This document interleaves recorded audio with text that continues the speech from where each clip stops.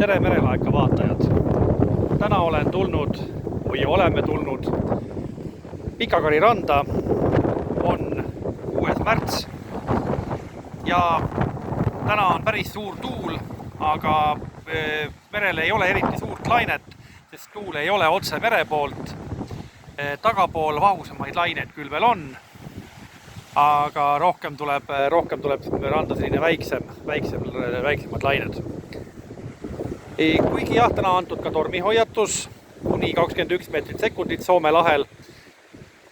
Ise olen praegu siin, nagu ma ütlesin, Pikakari rannas ja mõnel pool ikka natuke lainet seal kivide vastu lööb. Aga jah, avamerel on muidugi tuul suurem. Ise seisan praegu seljaga vastu tuult siin G4S-i rannavalve hoone juures.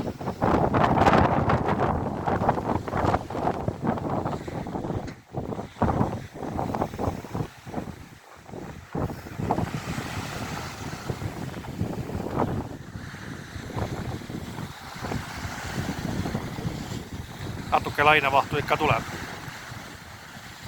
Aga see oli siis täna 6. märts Pikakari rannas.